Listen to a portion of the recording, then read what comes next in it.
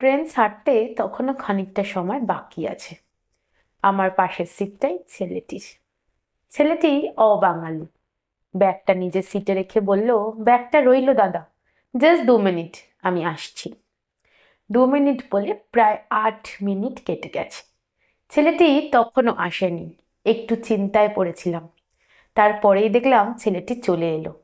যথাসময়ে ট্রেনও ছেড়ে দিল। ছেলেটিও কলকাতা যাবে, টাটানগর থেকে। পাশে বসেই বলল, থ্যাংক ইউ দাদা। কিছুক্ষণ পর ব্যাগের ওপরে চেনটা খুলে টাকাগুলো বের করে মানি ব্যাগে রাখলো। খুব বেশি না হলেও 500-700 তো হবেই। তারপর ল্যাপটপটা ব্যাগ থেকে বের করে নিজের কিছু কাজ সারলো। একটু ফ্রি হতেই আমাকে জিজ্ঞেস করলো, আপনিও কলকাতা? বললাম হ্যাঁ। কথা বলা শুরু হতেই ছেলেটিকে আমি এবার জিজ্ঞেস করলাম, মানুষকে বিশ্বাস করো? হেসে বলল, করি। আপনি?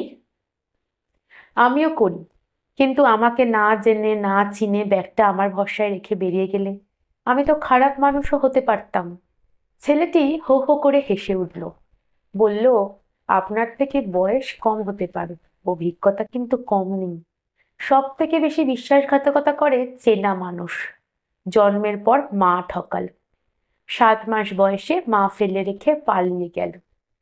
ঠাকুমা আমাকে মানুষ করলো। 2 বছর পর বাবাও বিয়ে করলো আবার। সৎ মাও ভালো ছিল না। ঠাকুমা যতদিন ছিল ততদিন আমার কেউ একজন নিজের ছিল। 17 বছর বয়স তখন। বাবাও ঠকালো। ঠাকুমা মারা যাওয়ার পর সৎ মাও ঝামেলা করে বাড়ি থেকে তাড়িয়ে দিল। সম্পত্তি নিজের ছেলের নামে করে নিল। বাবাও তাতে সায় দিল।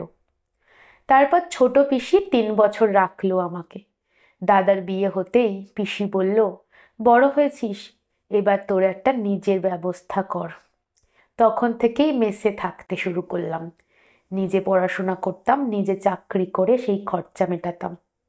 এখন ভালো একটা চাকরি করি। জানেন দাদা, 5 বছরের রিলেশন, গার্লফ্রেন্ডও ছেড়ে গেল গত জুন মাসে। এবার আপনি বলুন তো, হারাবার বাকি কি আছে? কথাগুলো বলতে বলতেই হেসে উঠল ছেলেটি। বলল, সামান্য একটা ব্যাগ, এই তো মাত্র কয়েকটা টাকার জিনিস। আমাকে ঠকানো খুব কঠিন। কত বড় বড় জায়গায় ঠকে বসে আছি, ছোটখাটো ঠকানোয় মালুম হয় না আর। ব্যাগ রাখার আগে আমি আপনার চোখের দিকে প্রথমেই তাকিয়ে নিয়েছি।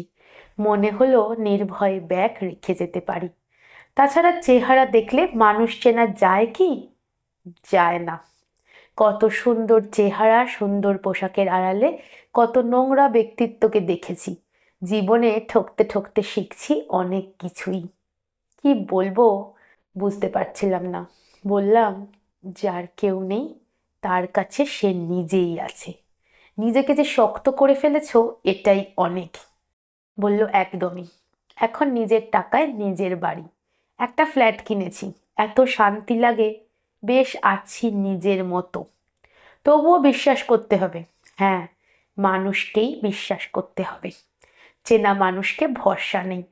পথে ঘাটে আপনাদের মতো ভালো মানুষকে বিশ্বাস করে শান্তি পাই। কথাগুলো বেশ ভাল লাগছিল। এ জীবনে মানুষ কত কি শেখে। বললাম, ঠিকই, আগে তো মিশতে হবে, না মিশলে চিনবে কি করে কে মানুষ আর কে অমানুষ? কথা বলতে বলতে বেশ কিছুটা সময় ওর সাথে কাটিয়ে ফেললাম। নাম জিজ্ঞেস করতে ও বলল, আমার নাম রাজেন। কন্ট্যাক্ট নাম্বারটা নিজে থেকেই নিল। থাকে বাগুইহাটি। হাসতে হাসতে বলল, দাদা, যোগাযোগ রাখবো। শনি রবিবার আমার ছুটি। যেদিন মনে হবে চলে আসবেন। অচেনা মানুষের আত্মীয় হতে পারলে আমি আনন্দ পাবো। ভালো থাকবেন সব সময়। কলমে, সরজিৎ ঘোষ।